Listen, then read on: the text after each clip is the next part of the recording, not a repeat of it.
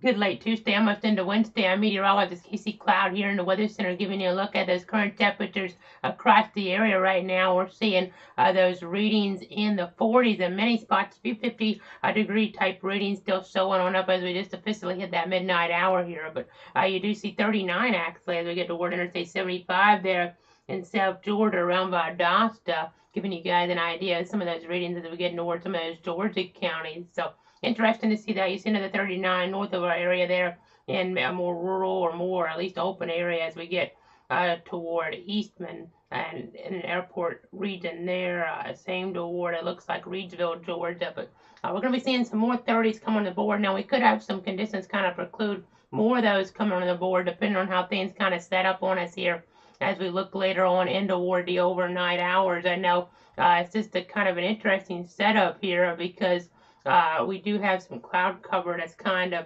playing a role here. Maybe even a little bit of shower accents. Some of the high-res models indicating a few sprinkles here or there, especially toward the southern counties. So that could help to keep temperatures up a little bit here tonight compared to tomorrow night. So something to kind of factor in, but still we have, as you saw, excuse me, as you saw there on that lead-in, we do have that freeze warning in play as we get towards some of the southern Georgia counties technically. So let's go ahead and look over there right now.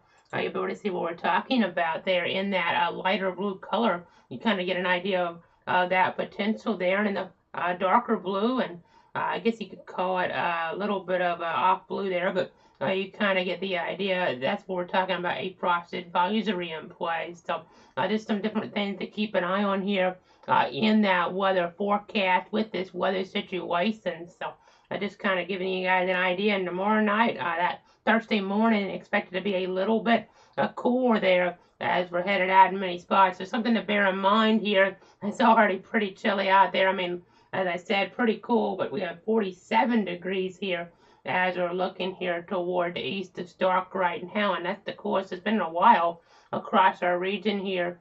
Just kind of giving you guys an idea of that general temperature range anyway. I mean, as we got back there toward that Tuesday morning, we did get to 45, but as I look here, 42 is the coldest we've been here in March. So pretty similar. And again, I may end up dropping either this morning, here this Wednesday morning, or Thursday morning, dropping below that coldest reading in March. That's more than likely here at this point. So just something to kind of keep in mind as we look at some of our different information here. I know quite a bit to talk about. We have that flooding development there, that flooding weather continuing to go on toward California right now. We'll just go ahead and go out there in just a moment to give you guys an idea of what we're talking about toward that state. That scenario has just been so significant for those folks here for a while. So let me go ahead and show you guys what we're talking about there. You see a flash flood warning in play right now in that darker green polygon even. And still wind is really getting hit by so many different weather events here lately out that way. And then as you look here again, the core area infiltrating here, and then up toward the north, even colder conditions as we have some wintry weather. Pretty significant snowfall accumulations here toward parts of New York State, parts of Massachusetts there as well. You can see some of that there in toward Boston. They're not getting as much toward the coast because of the overall setup, but still, as they're looking at least in that state toward Boston. But nonetheless, it's pretty interesting to see here with the overall grand scheme of things. And I know we were on there a little less than 48 hours ago for outside severe weather potential was very serious, and we were here for you guys to keep you, your friends, and your family safe there. But it was a situation that we were pretty much on all night here for on and off, at least up for here in the weather center. So it's definitely interesting to adjust your sleep schedule with that type of situation. But with what happened there, we'll go ahead and dive into that now, in fact, because I think it's kind of interesting to get into more of the details here on what did happen as we look back here in the timeline. We'll go ahead and say here in about 5 seconds our graphics. You kind of see what I'm talking about here. This is some storm damage from the Hawthorne area. It's not very clear per se. It wasn't an overwhelming type of damage. A little more reported in some of those media details coming on out, but we haven't had any official storm survey yet. This damage appeared to have maybe carried over based on a debris signature into parts of Putnam County. This is in eastern Alachua County here. You can see some tree limbs and the like there and toward this picture as we're looking there. It's just a little bit east of US 301 there in the Hawthorne area. So just kind of giving you guys a little bit of an idea. We did have some type of tornado event. It seems like Weather Service Jacksonville did say that was a tornado debris signature in Putnam.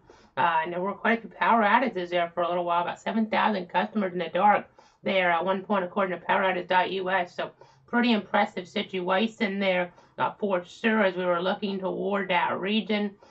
Just kind of giving you guys an idea of that. And this, again, is just one little sampling of what happened there in toward parts of the region. This actually didn't have a tornado warning on it when it was crossing this area here, but nonetheless, there seems to have been some neighborhood areas there, maybe some damage there that looked like it could have been caused by a tornado, but we're not sure yet. That's something Weather Service in Jacksonville will have to determine. I don't think they made a determination yet, but we'll go ahead and see you now that severe weather outlook on that Thursday. There's another severe weather situation coming in to view here. As you can see out toward the state of Texas, toward Oklahoma, Arkansas, Louisiana, that slight risk area there in that yellow.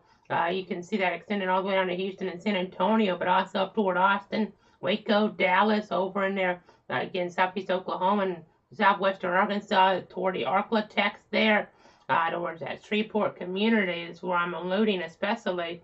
And there could be some tornadoes in there, but not a lot of a confidence there right now to turn that logo red. So that's something to kind of keep in mind here as we're looking at some different things, and not enough confidence to turn that logo red here for that national level threat or a local level threat that could translate off to the east.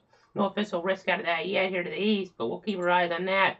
You can see here with our rainfall forecast for the next 7 days, more rainfall is expected here toward the Sunshine State, toward the state of Georgia. I know that may be disrupting some spring break plans there. Unfortunately, I mean, spots do need to rain, though. That's the positive of this, but definitely getting that rainfall will infiltrate here. As you can see, some of those purples there, those reds indicative as we get toward the Gulf of Mexico. I mean, you're talking about maybe closer to 3 inches, but over land on average anyway, closer to 2 inches in toward the Panhandle and getting in toward parts of South Georgia and even North Central Florida, maybe a little less. But I have this zoomed out still because of California, still more precipitated their way, causing some problems out there. But you see, I have Stark area, the March rainfall total listed. That's where we're at here, east of Stark. 2.78 inches of rain has fallen so far. Much of that during that event there Sunday night into Monday morning. So definitely getting quite a bit of that to cause those grounds to be pretty wet out there as we're looking out and about. I know that time change kind of interesting as well with all this going on with that extra time there in terms of pushing things forward is what I'm trying to say. 7:37 is that now sunset time, so you have that extra time in the evening there to go out and about. So also though you don't have as much of that daylight in the morning. 7:38 of that sunrise this morning where we're going to be here at east of Stark, so keep that in mind. Definitely kind of intriguing to see that here as we're looking at the overall situation. You can kind of just factor in, at least you have that spring break there for many of you to catch up on that lost hour of sleep, maybe lost some more time there Monday morning, unfortunately, as we were tracking those storms around, and maybe you had to tune in to keep your family informed and safe as well. But again, you have also, as we look at this here, I do want to mention cloudweather.com/radar gives you an interactive look at things when we're not on the air. So definitely helpful there, and helpful resource as you continue to watch things here across not just our region, but across the nation here as you watch more precip coming in. Of course, we'll be with you here as necessary for the threat toward later Friday and Saturday in our local area, and then also maybe another threat toward Tuesday. This is including that here as well. That could be, has a chance to be a little bit more substantial, but it's way too early for more details on that. And if one of these were to become more substantial or both, we'd have to turn that logo red. But we are not going to have a formal update on Thursday. We're not going to be coming on unless there's a big event there really shaping up in terms of like large tornadic activity there. Large tornadoes, especially as we get toward Texas, in toward some of those bigger populated areas possibly that would require us to come on there. But otherwise, we'll be back here as necessary for the local concerns here that do potentially arise on us as we get later Friday, Saturday, and then as we get toward next Tuesday. there. So just keep that in mind. Next Tuesday there will be on as necessary here as the situation required. And if we're still on around that local update time, might not do a local update then, but if we are not really as busy maybe, then we would do a local update then. So it's kind of varies, but we're going to be here at least by Tuesday if for some reason something doesn't break before then, but I suspect we'll have to come on before then as we've alluded to. So let's go ahead and see, guys, that covered area again, our 62 counties that we do cover here in terms of the tornado warning information that's provided always here with a tornado warning with a tornado warning storm going through one of these 62 counties. We're on here to protect you, your friends, and your family. It's very important to us here at Clouds Weather to do that. So trying to protect you, your friends, and your family here in these tornado warning situations. We've covered every tornado warning storm to move through any one of these 62 counties since late 2019. So that's what it's all about here. We just want to make sure you guys are staying ahead of the threats, but of course we cover national level concerns as well as necessary. So just kind of keep that in mind. We'll do that here. Facebook, KC Cloud X, Cloud Weather there many times, but a lot more times here. Even it's a possibility that we'll do it there on Twitter at Cloud Casey and YouTube at Cloud Weather for national level concern. We'll always try to be on all the platforms for local level threats. There you have Twitch there, Clouds Weather, also another resource for you guys. So just kind of trying to keep you guys up to date here on what's going on as we look at things. You even have the auto alerts account there. I'll be giving you some latest SBC outlooks there at Cloud_WX on Twitter. Not streaming there, but nonetheless, just kind of giving you guys an idea of things to write down or go to. Again, we're talking about these different platforms here. For the local coverage, we'll be trying to be on all those as the situation does require. And then, again, national level, generally on all of them if it really is a bigger deal, but sometimes maybe more on toward YouTube and Twitter. So just trying to give you guys the understanding there of what we're talking about.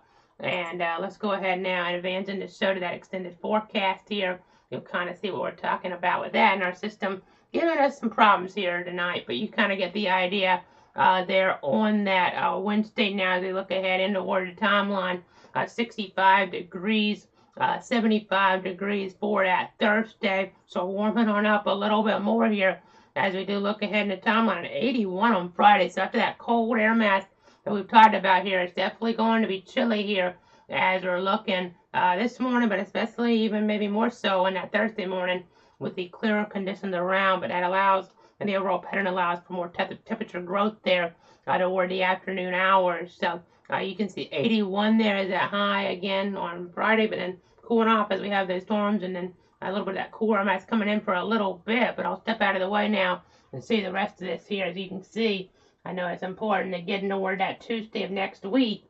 We could have more strong and severe storms, a possibility there. 73 for the high, 49 for the low, so close to average, but again, could have nastier conditions around, so keep that in mind. That severe weather potential definitely could be there as we look toward next Tuesday, so we'll be paying attention here very carefully in the Weather Center. I just want to let you guys know about all that here. You can go to cloudweather.com to get the latest information there. If you want to see this forecast presented again, you can see that replay there. That'll be posted here in just a few minutes. You also have the forecast tab, so you can just take a look at this graphic here. That'll be on there in a few minutes as well. So just trying to give you guys heads up there on everything that's going on. And let's go ahead now and say, guys, look here at some temperatures again across the region. You kind of get an idea of what's going on here with those. And let's go ahead and take a look right now at some of those cameras. You can see here the overall condition looks pretty calm. It is after midnight here as we look towards some of these different views here across the area. Let's go over, that's from Jacksonville and Duval County. Let's get to St. Johns County now. We'll take you out there for a moment. And I know they were busy over the weekend, so is Gainesville with their events. Gator National, Gainesville, St. Johns County, the players. But we'll go ahead and go over toward areas there around Lake City. And now, lastly, we'll stop toward Tallahassee there. And that's an old camera view as we've talked about here in the past. It was working again for a while, and now it's down. So that's too bad. But let's go ahead and go back on over as we get here to this shot. You can kind of see here these temperatures across the region, as we've alluded to here. And I think we pretty much covered everything we need to here tonight. Again, so interesting to see all these different trends we did. Also, I do want to touch on one more thing. If you missed our coverage there on Friday, if you missed the coverage there over the weekend, thoughts and prayers out to that family impacted there toward Leon County, where we had a tree with that severe weather on Friday, a fall on a vehicle. Multiple trees fell apparently, and a 16-year-old lost their life. So it's just so unfortunate to see here with that terrible circumstance. So that's keeping everybody in our thoughts and prayers. It looks like we might have lost a little bit of our feed here. I'm not 100% sure why, but again, I'm just continuing to watch here the overall situation across the region. Trying to keep you guys safe and informed here. I know if that did cut out on you guys for a minute, hopefully you're still with me.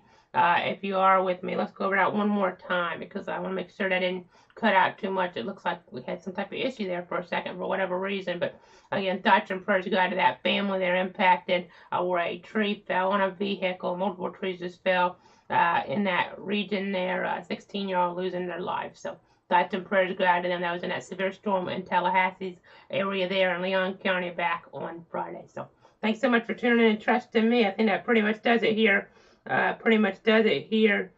Tonight. Again, we're just trying to make sure you guys know exactly what's going on here. Seeing all the different headlines, of course, and making sure we give you guys the very latest weather information. Have a great night, everybody. Stay safe out there, and if for some reason we get lucky, we'll see you back here next week. And we're not going to have a formal update on Thursday, but we'll be here before then as necessary in terms of next Tuesday as when that next formal update is set. So see you guys maybe Friday, maybe Thursday if we do have some issues toward Texas there, that general region of the country. May I still have to watch out to Tuesday, maybe before that formal update time. So thanks so much for tuning in and trusting me.